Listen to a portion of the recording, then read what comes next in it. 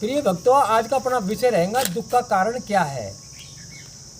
दुख मनुष्य को क्यों व्याप्त है। तो दुख 3 प्रकार के होते हैं, दैहिक, दैविक और भौतिक।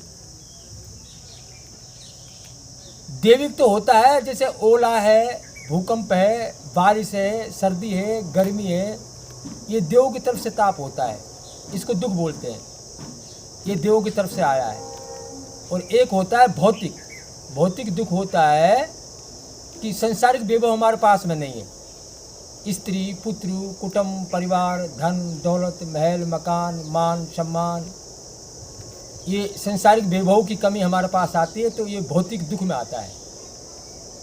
और तीसरा जो दुख है वो है दैहिक दुख, देह की पीड़ा। अब देह में कुछ ऐसी बीमारी हो जाती है जो डॉक्टर भी है, दवा भी है, पैसा भी है, लेकिन इलाज नहीं हो पाता। जैसे लकवा मार जाए, कोमा में आ जाए, टीबी हो जाए, कैंसर हो जाए, शुगर हो जाए, काफ़ी ऐसी बीमारी है जो पैसा है लेकिन इलाज नहीं है। अब जैसे इस टाइम कोरोना चल रहा है, सब कुछ है, लेकिन देखो कैसी बीमारी है जो आदमी से नफरत है। अगर परिवार में किसी सदस्य के हो भी जाए ना, तो उसको उसके दर्शन तक के दूर रहना बताया गया है। अब ये जो बीमारी है देव की तरफ से है, पूरे विश्व में है। तो ये 3 प्रकार के दुखों से सारा संसार जल रहा है। अब हमको सुखी होना है ना, तीनों दुखों से सुखी होना है, तो क्या करना पड़ेगा।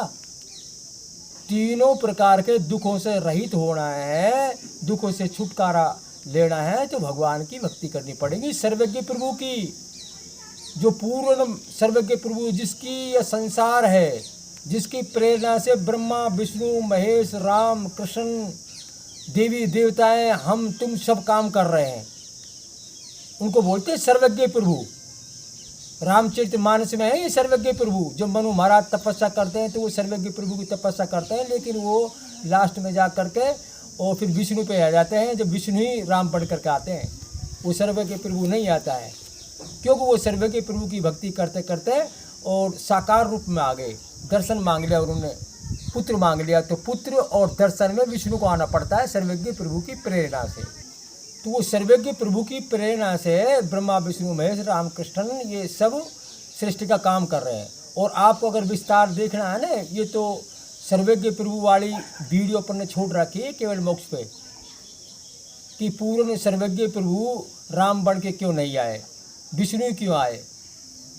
तो वो वीडियो देख रहे आप पीछे केवल मोक्ष में। तो यहाँ मेरा जो प्रसंग चल रहा था वो ये चल रहा था कि तीनों तापों से बचने के लिए, तीनों प्रकार के दुखों से बचने के लिए सर्वज्ञ प्रभु की भक्ति करनी पड़ेगी। और जब तक वो भक्ति नहीं करेंगे तब तक जन्म मरण से रहित नहीं हो पाएगा। और जब तक जन्म और मरण होता रहेगा, जब तक तीनों प्रकार के दुख व्याप्त रहेंगे। प्रसंग चल रहा है अपना, दुख का कारण क्या है। दुख का कारण ये शरीर है। जब तक ये शरीर हमको मिलता रहेगा, चाहे राजा का मिले, चाहे देवता का मिले, चाहे राम का, चाहे कृष्ण का, चाहे हनुमान का, कोई भी देवता का मिल जाए, जब तक ये शरीर मिलेगा, जब तक पीड़ा है भोगनी पड़ेगी। देखो हनुमान जी से श्रेष्ठ कौन हो गया, भरत हो गया ना। हनुमान जी को बाण मारा जब संजीवनी बूटी लेके जा रहे तो हनुमान जी को भी एक पैर से रगड़ा कर दिया। तो भरत बढ़े या हनुमान बढ़े। तो ये एक से एक ऊपर है ना। फिर सारे देवता के पास हथियार है, तो अगर वो सुखी होते तो हथियार क्यों रखे। सर्वज्ञ प्रभु को हथियार की आवश्यकता है क्या। अब यहाँ हथियार की क्या आवश्यकता है। ये कोरोना की बीमारी चल रही है, कितने आदमी अपना शरीर छोड़ छोड़ के चले गए, कोई हथियार की आवश्यकता नहीं थी। लेकिन ये जो उस सर्वज्ञ प्रभु की प्रेरणा से ये सृष्टि का कार्य हो रहा है। तो हम तीनों प्रकार के दुखों से अगर रहित होना चाहते हैं, तो वो केवल ये मोक्ष की प्राप्ति करने के लिए प्रयत्न करना पड़ेगा अपन को। और उसमें ये देह को और ये शरीर की अंदर जो आत्मा है, इसको जानना पड़ेगा। अब दुख का कारण मैं बोल रहा हूँ शरीर है, तो सुख का कारण क्या है। सुख का कारण आत्मा स्वयं सुखरूप है, अखंड सुखरूप है। आत्मा के अंदर दुख है ही नहीं।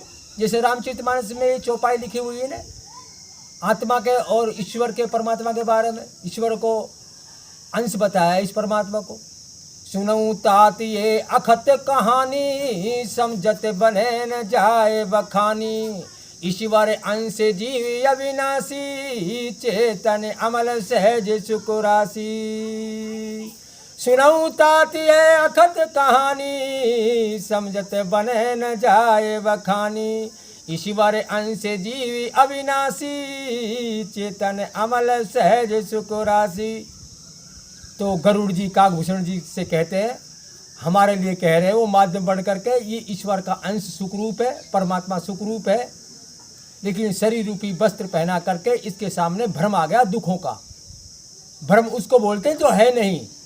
जैसे रात्रि में आप किसी कमरे में जा रहे हैं तो वहाँ रस्सी पड़ी है या कोई टूप पड़ा है और अंधकार है, लाइट नहीं है, तो आपको एकदम भ्रम हो गया उसमें। और क्या सर्प, तो सर्प का भ्रम होते ही आपके कपकपे लगी, धूजने लग गई, बोल नहीं पड़ रहा।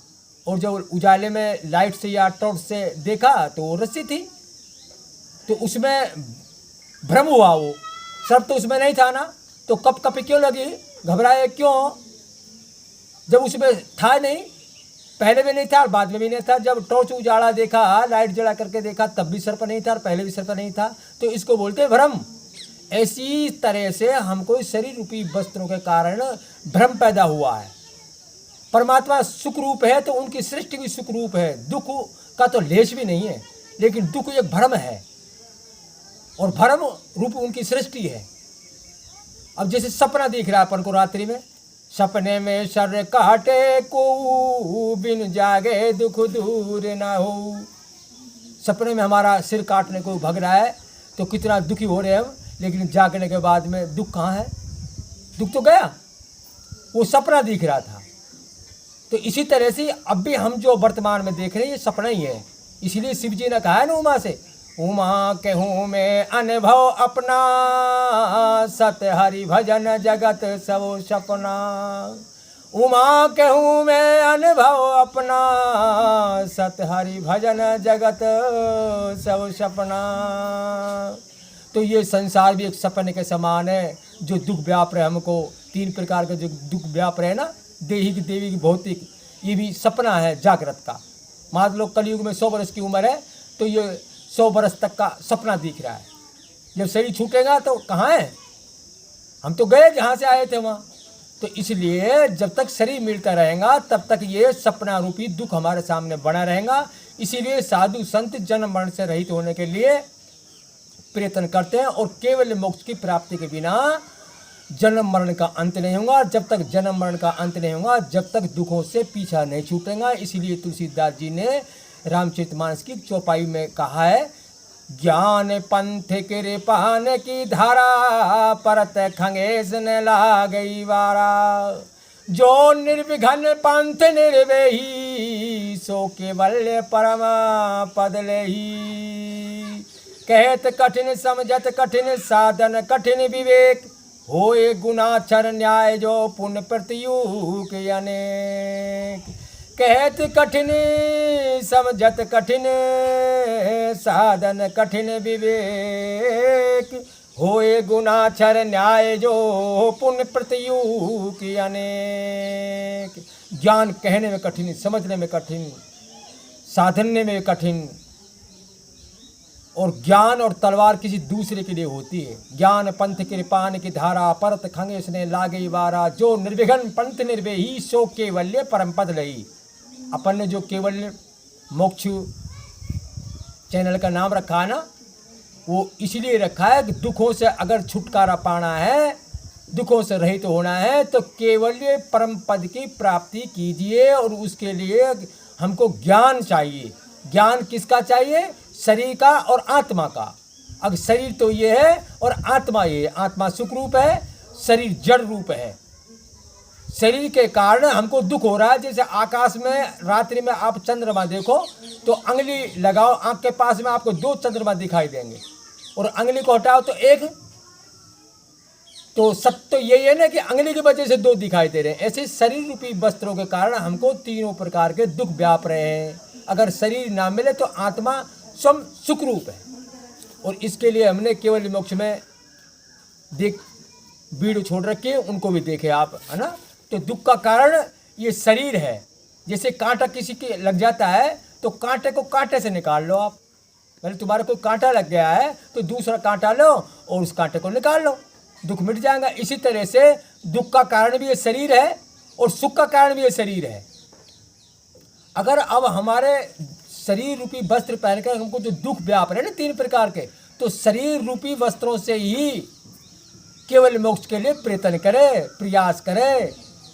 उसके लिए सर्वज्ञ प्रभु का सुमरण करना पड़ेगा और अपने आत्म तत्व में स्थित रहना पड़ेगा।